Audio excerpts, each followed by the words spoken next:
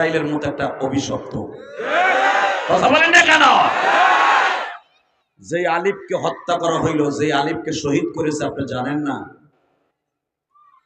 এই আলিফের কাজ ছিল নিরহ মানুষ এবং যারা ইসলাম কবুল করে নব মুসলমান তাদের পক্ষে উকিল হয়ে দাঁড়ানো।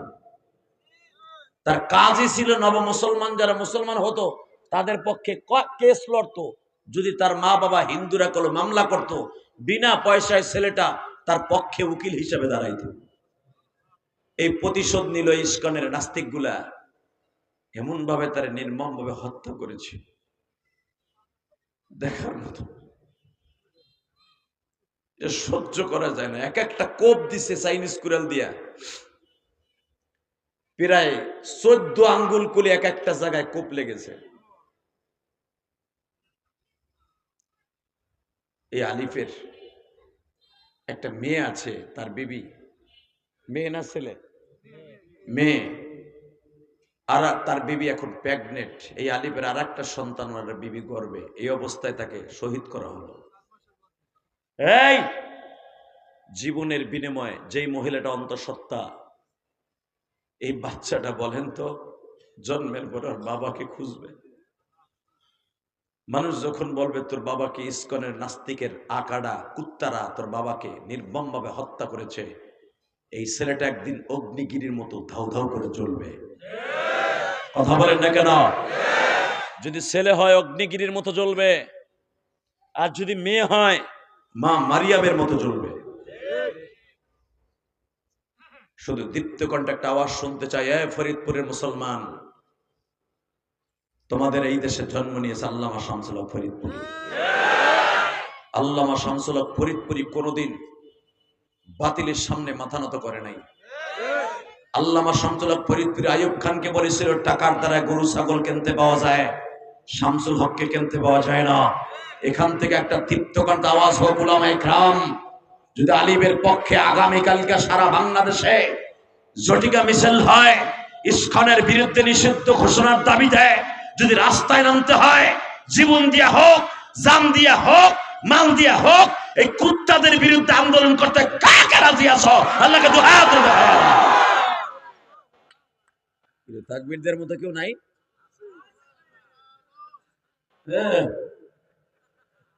ফরিদপুরে এই অবস্থা হয়ে গেছে গা।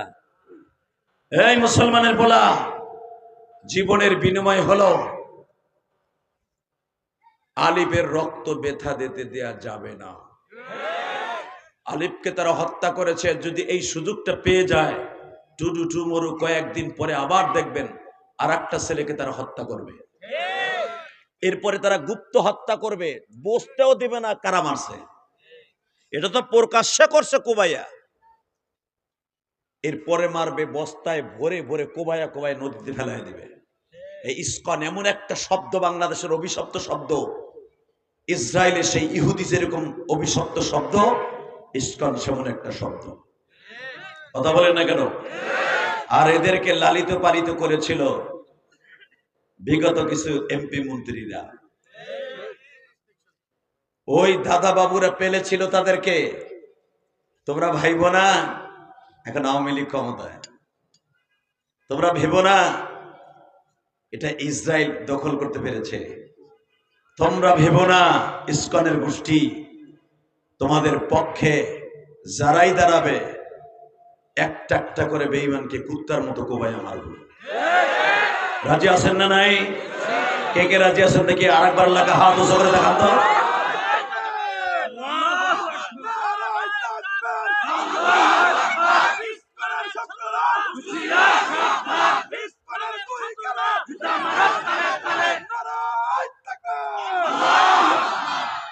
বারাকাল্লাহু ফি হায়াতি। হ্যাঁ, এর সাথে আরেকটা স্লোগান অ্যাড করবেন উলামায়ে কেরাম, শহীদ আলিফের রক্ত ব্যথা যেতে দেব না, শহীদ আলিফের রক্ত ব্যথা যেতে দেব না। ঠিক আছে? শহীদ আলিফের রক্ত ব্যথা যেতে দেব না। আমি তাকবীর শিখাই দেই, রেডি? এ চাচা, খালি দোকানে বইয়া চা খাইয়ে খালি হুজুর গো বাস দিও না। খালি চা খাইতে বইয়া খালি হুজুর গো বাস, খালি হুজুর গো বাস, খালি মান্নামাজি গো বাস, ভাইয়া ভাই আর কোনো কাম করে না, খালি মানুষের বদনাম। কথা বলেন না কেন?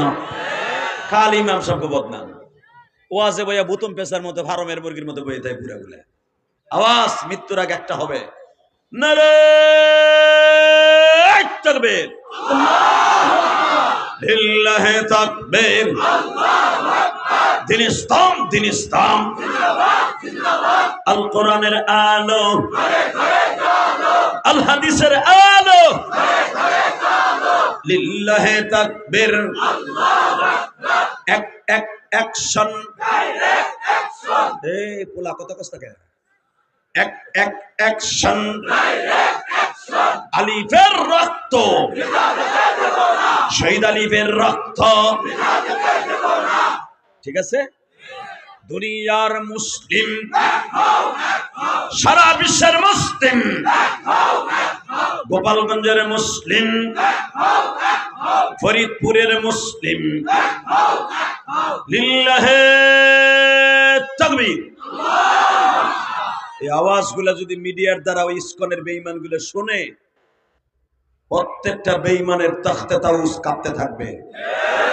যদি শুনে আলিফের রক্ত ব্যথা দিতে মুসলমান দিবে না, 100% ওরা আর কোনো মায়ের কোল খালি করতে পারবে না, আর কোনো সন্তানকে তারা এতিম করতে পারবে না, আর কোনো বিবিকে তারা বিধবা করতে পারবে না। তুমি মনে রেখো, টুটুমোর এই বেঈমানগুলি এমন পর্যায়ে চলে আসবে, যদি এদের অ্যাকশন না নেওয়া হয়, এরা এক একটা করে মুসলমানকে রক্ত দিয়ে তারা গোসল করবে। পণ করেছে আপনি জানেন, ইসকনের যে সভাপতি, যে শয়তানটা চেন্নয় কি চেন্নয় দাস, এই চেন্নয় দাস প্রভু, এই কুত্তারে অ্যারেস্ট করা হয়েছে। এই কুত্তা 1 নাম্বার মাগি খোর, প্রতি রাত্রে 60 লাগতো, 60। এই মাগি খোর বলে অগ প্রভু, ওরে জনগণের হাতে তুলে দে, দেখ করে করি কি। তোমার পোতাডারে পুতা দিয়া শেষ মুখ, তারপর খোদাইগিরি সুডা মোয়ারে। কথা কন না কেন? ইসকনের সভাপতি এই চেন্নয় দাস, চেন্নয় শয়তান। এই শয়তানটা এত বড় লুচ্চা, এই লুচ্চা বলে অগ খোদা। অগ লুচ্চা খোদা থাকবে না কে? অগ ধর্মই তো লুচ্চা দিয়ে আবিষ্কৃত। এই যে রাধা কৃষ্ণ, লুচ্চা লুচ্চি, আপন মামিনের সারা জীবন বনে বনে বাঁশি বাজাইছে শয়তানটায়। আপন মামি চাচা বাগুন বেচার মতো তো বইছো, বুঝা যাও আজকে। এই যে এই সারাল গুলির যে ওরা যে এই যে পূজা করে রাধা কৃষ্ণ, এই কৃষ্ণ রাধারে, রাধা কৃষ্ণরে ওর আপন মামিরে বাইর করে নিয়ে সারা জীবন বনে বনে ঘুরছে। তো ওইটা লুচ্চা তক দেবতাই। কথা কর না কেন? আর অগ দেবতারে পরিষ্কার করতে 20 শাখানার মাটি লাগে, ওর সাইডটা তো কম হয়ে যায়। মনে রাখতে হবে মুসলমানের ভোলা, জীবনের বিনিময়ে, জীবন আজ আছে কাল নাই, কোন বেঈমানের হাতে ইসলামকে তুলে দিয়ে লাভ নাই। যদি মরতে হয় ইসলামের জন্য মরবো ইনশাআল্লাহ। বলেন আল্লাহু আকবার, জোরে বলেন তো। আলিফের রক্ত, আলিফের রক্ত,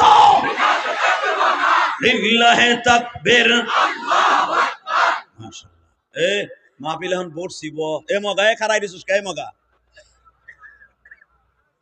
আলহামদুলিল্লাহ বলেন। এখন কোন সমস্ত প্রশংসার মালিককে? আল্লাহ। ওই আল্লাহর প্রশংসা বলেন তো দেখি, আলহামদুলিল্লাহ।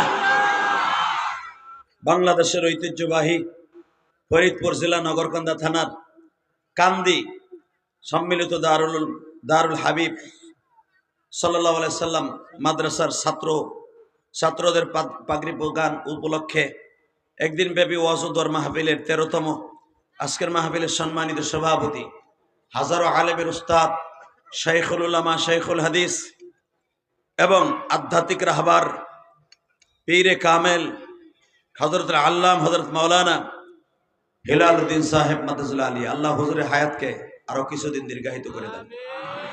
যদিও আখিরি মুনাজাত পরিচালনা করার কথা ছিলেন হুজুর